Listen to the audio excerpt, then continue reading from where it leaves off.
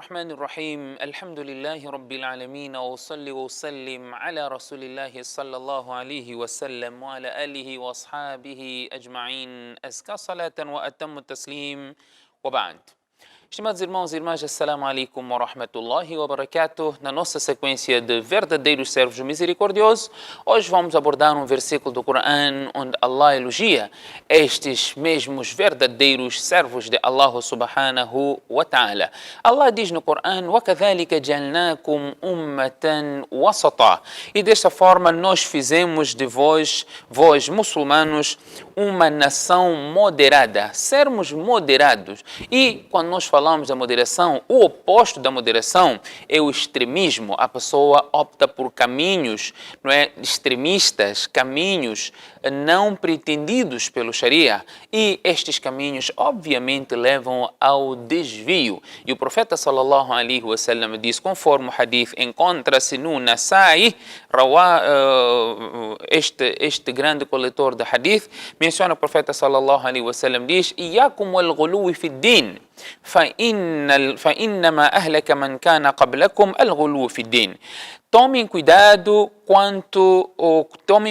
quanto ao exagero na religião. Ser exagerado, ser extremista na religião. فإنما أهلك من كان قبلكم, porque o extremismo na religião destruiu o povo que antecedeu a vós. Portanto, o que significa esse extremismo? A pessoa poderá falar que temos que ser moderado. Obviamente temos que ser moderado. Esta nação é uma nação moderada. Não opta pelos extremos, não vai aos extremos. Não é que ele fica todo momento só fazendo salah e não quer fazer mais nada. Portanto, e não é o que o Sharia incentiva. Todo momento quer fazer jejum e não deixa de fazer jejum. Não é isto que o Sharia nos incentiva. O Sharia incentiva-nos a optar pela moderação. A umma toda, a nação toda, a umma de Muhammad sallallahu alaihi wasallam é uma nação moderada. E Allah subhanahu wa ta'ala faz menção desta moderação quanto ao umma de Muhammad sallallahu alaihi wasallam. Portanto, as leis do Sharia foram estabelecidas por Allah subhanahu wa ta'ala, e neste estabelecimento das leis do Sharia não está fora da capacidade do homem. O homem tem capacidade de cumprir e de praticar esta mesma religião, não é? Sem qualquer exagero, sem qualquer dificuldade, porque Allah não pretende nenhuma dificuldade para o crente. Allah diz no Coran: "Yuridu Allahu bikumul yusra wa la yuridu bikumul usra." Allah quer de vós coisas fáceis e Allah não quer coisas difíceis. Seria suficiente Allah dizer que quer coisas fáceis. O difícil ficaria na opção do servo, mas Allah diz: "Wala yuridu bikumul usra." Allah não quer coisas difíceis de vós. E Allah ainda diz: "Wama ja'ala alaykum fi din min haraj." Allah não colocou nenhuma dificuldade no din para vocês, porque é uma religião que Allah escolheu para o ummah de Muhammad sallallahu alaihi wasallam. Allah diz no Surat Al-Ma'idah: "Wa raditu lakum al-islam dina." Eu fiquei satisfeito o Islã como vossa religião. Portanto, não há nenhuma dificuldade para a prática deste mesmo Islã.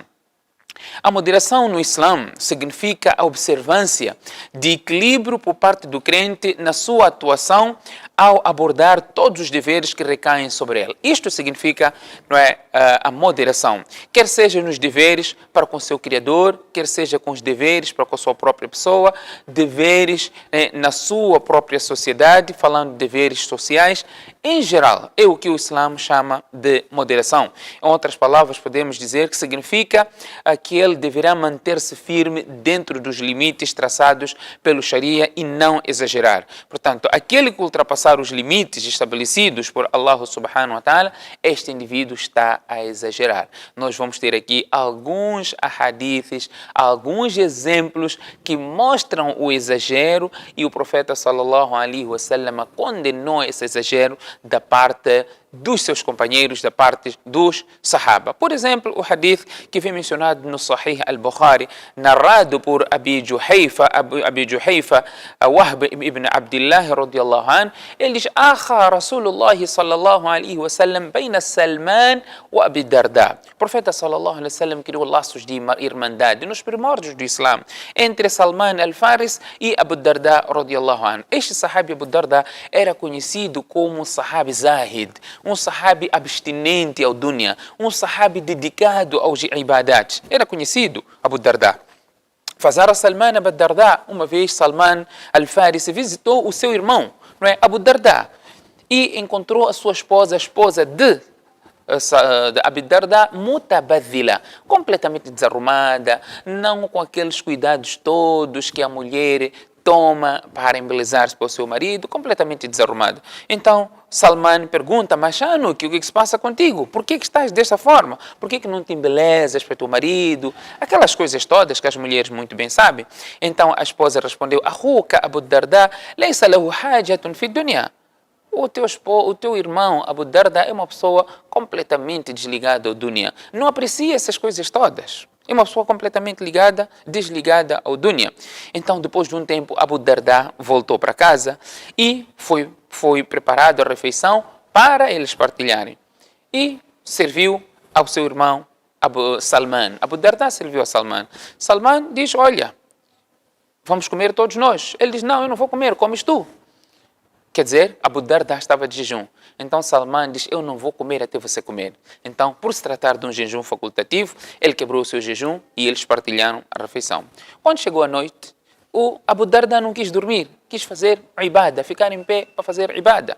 Então Salman disse para ele, para dormir, não, agora tu deves dormir. Então ele dormiu. Depois de pouco tempo ele levantou para rezar de novo. Abu Darda diz, não, você deve dormir. E ele dormiu até quando passou 2/3 da noite. Ele também, Salman, acordou, Abu Darda também acordaram, os dois acordaram e rezaram. Na manhã seguinte, então, Abu Darda, Salman diz para o seu irmão Abu Darda, Inna li rabbika alika haqqa. O teu Senhor tem direitos sobre ti. Em outras palavras, você tem dever para com o teu Senhor. Você deve fazer ibada à noite, obviamente, mas não te esqueças. Wa inna li nafsika alayka haqqa. O teu corpo, a tua pessoa tem direito também. Você deve dar direito à sua pessoa. A sua pessoa deve também ter um direito, que é descansar. Não é o tempo todo fazer ibada. Você deve também descansar. Wa li ahlika alayka haqqa. A tua família também tem direito. Você deve dar tempo à sua família. Fa'ti kulli dhi haqqin haqqah. Dê todo possuidor de direito o seu devido direito. Você não pode ficar no masjid o tempo todo dizendo, não, eu quero ficar só a ler Corão, quero fazer ibada, quero fazer salah, quero fazer jejum, o tempo todo. Você não tem tempo para descansar, você não tem tempo para ler Corão, você não tem tempo para fazer outras práticas, não tem tempo para conversar com a sua família, para brincar com os seus filhos, não tem tempo, só quer ficar a fazer ibada. Não é isso que o Sharia nos ensina. Isto é exagero. Nós temos que ter o tempo para cada coisa. Tempo para cada coisa. O profeta sallallahu alaihi wasallam era a pessoa mais temente, mas ele também dividia o seu tempo. Fazia salah, fazia facultativos, deixava de fazer facultativo. O profeta jejuava em momentos em que tinha que se jejuar, deixava de jejuar no momento em que tinha que deixar de jejuar e assim sucessivamente. Isso mostra a moderação na religião e não optar pelo exagero. Ainda um outro hadith que, inshallah, na nossa próxima sessão irei abordar para enfatizar ainda que a nossa religião, de facto, que é uma religião moderada e todos nós temos que ser moderados. Os verdadeiros crentes de Allah subhanahu wa ta'ala, os verdadeiros servos de Allah são moderados e são tantos versículos do Corão, são tantos os ahadiths que nós iremos aqui partilhar, falando ainda da moderação no Islã. Que Allah subhanahu wa ta'ala conceda-nos o tawfiq. Jazakumullahu khairah. Wassalamu alaikum wa rahmatullahi wa barakatuh.